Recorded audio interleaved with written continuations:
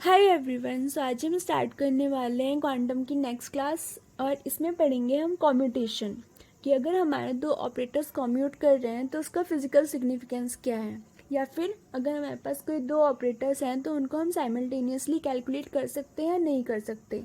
ये कौन बताता है? ये हमें बताता है कॉम्यूटेशन बताते हैं ऑपरेटर्स के। तो स्टार्ट करते हैं।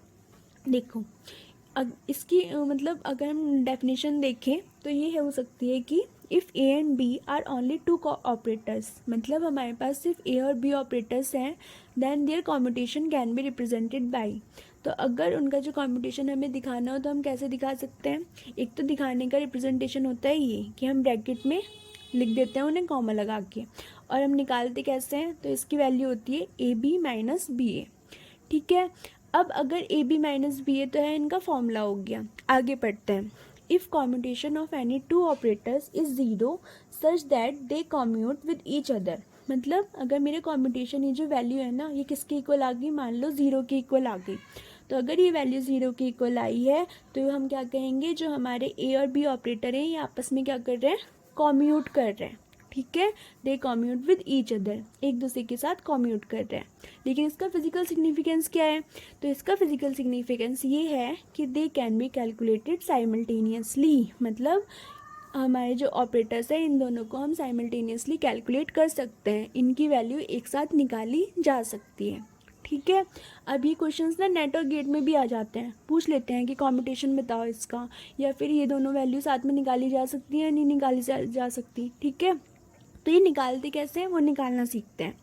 मेरे पास एक क्वेश्चन है, find the commutation of x and d by d x. तो यहाँ मेरा पोजीशन का ऑपरेटर है और साथ में मेरा एक डिफरेंशियल ऑपरेटर है।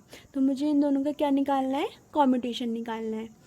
अब अगर मुझे कॉम्यूटेशन निकालना है तो फॉर्मूला तो हो गया हमारा ये, लेकिन ये तो ऑपरेटर्स है ना, और इन ऑपरेटर्स की वैल्यू निकालने के लिए हमें इन्हें किसी न किसी फंक्शन में तो अप्लाई करना पड़ेगा, क्योंकि हमने अपनी कॉम्यूटेशन की स्टार्टिंग क्लास में देखा था कि जो हमारे ऑपरेटर्स होते हैं वो मीनिंगलेस होते हैं विदाउट फंक्शन। फंक्शन के बगैर उनका कोई वैल्यू नहीं होती, तो उनकी वैल्यू निकालने के लिए हमें फंक्शन तो चाहिए होगा। तो हम क्या करेंगे? हम इन फंक्शन को किसके ऊपर, इन ऑपरेटर्स को अपने फंक्शन के ऊपर ऑपरेट कराएंगे। ठीक है, और बाद में इस फंक्शन को हटा देंगे तो जो वैल्यू आएगी वो वैल्यू आ जाएगी हमारे कॉम्यूटेशन की। तो हमारे पास ये था एक्स डी एक्स, हमने किसके ऊपर ऑपरेट करा दिया? एक फंक्शन के ऊपर ऑपरेट करा दिया। इसकी वैल्यू क्या है? A B minus B A. तो ए तो हमारे यहाँ पे एक्स हो गया और बी हो गया हमारा डी बाई डी एक्स। तो क्या हो जाएगा? ए बी है तो x into d x, minus B A है तो minus d x upon d x, d by d x into x. और किसके ऊपर ऑपरेट करा रहे हैं? एफ ऑफ एक्स के ऊपर। तो अंदर पहले मल्टीप्लाई करते हैं।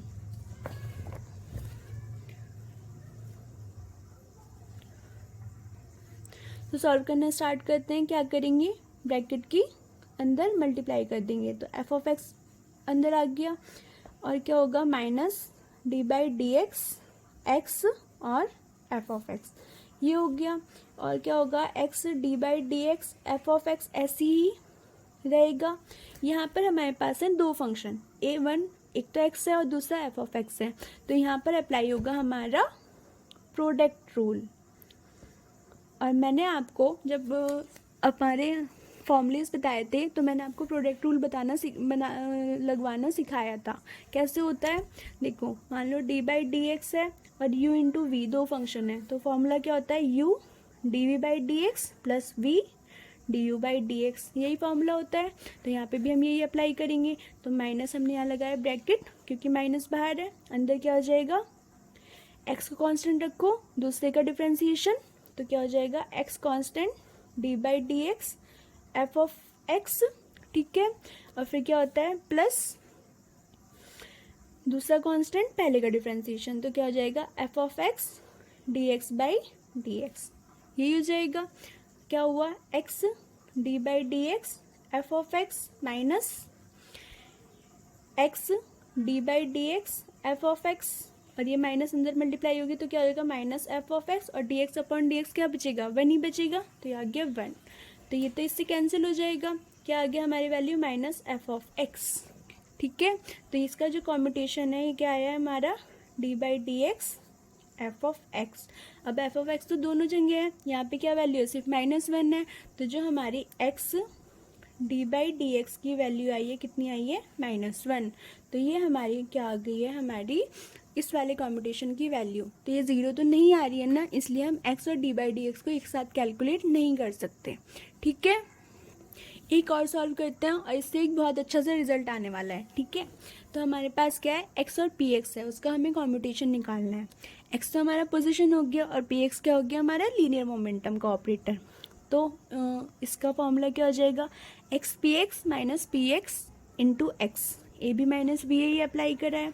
अब क्या करेंगे, ऑपरेटर्स हैं, फंक्शन चाहिए होगा तो फंक्शन पे ऑपरेट करा दिया, x p x f of x पे ऑपरेट करा दिया, x p x minus p x into x f of x. अब क्या करेंगे, इसकी मल्टीप्लाई कर देंगे, P x f of x minus p x x f of x. ये हो गया हमारा। हमें पता है जो हमारा पी एक्स है उसकी वैल्यू क्या होती है, minus iota h cut del by del x, यही होती है हमारे लीनियर मोमेंटम के ऑपरेटर की वैल्यू।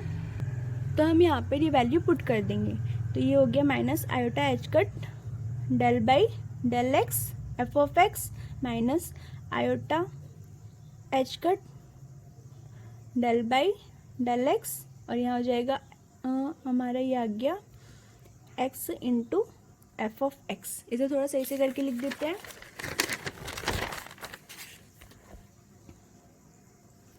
तो ये था हमारा x था, फिर था minus iota h cut del by del x f of x, minus था, फिर minus iota h cut del by del x x f of x. ठीक है, ये क्या हो जाएगा, minus x iota h cut del by del x f of x.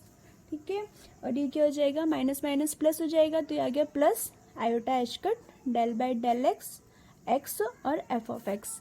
अब यहाँ पे फिर से दो फंक्शंस आ गए हैं, फिर से क्या लगाना पड़ेगा, प्रोडक्ट रूल लगाना पड़ेगा।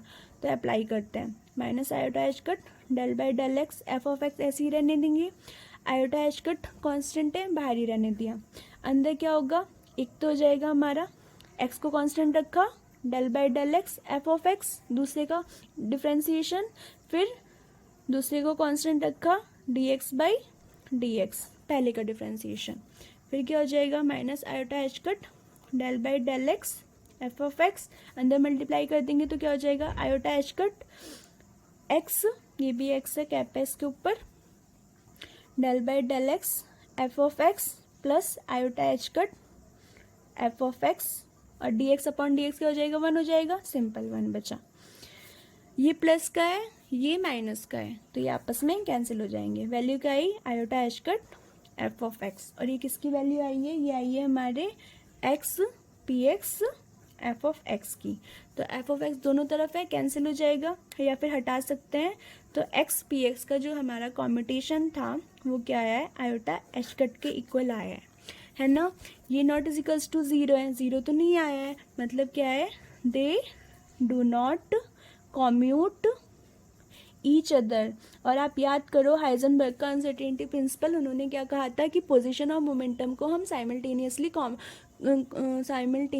कैलकुलेट नहीं कर सकते, और ये जो हमारा रिजल्ट आया है ना, ये उस चीज़ को वेरीफाई कर रहा है। ठीक है, तो हम इसलिए कॉम्पिटिशन निकाल के बता सकते हैं कि हम किन दो चीज़ों को एक साथ कैलकुलेट कर सकते हैं और नहीं कर सकते। अगर इसकी वैल्यू 0 के इक्वल आ जाती तो हम इन दोनों को क्या कर सकते थे, कैलकुलेट कर सकते थे साथ में।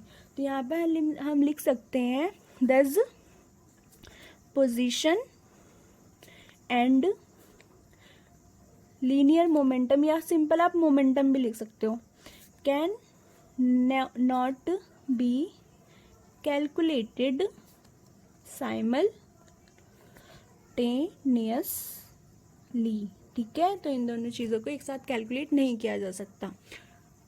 अगर समझ में आया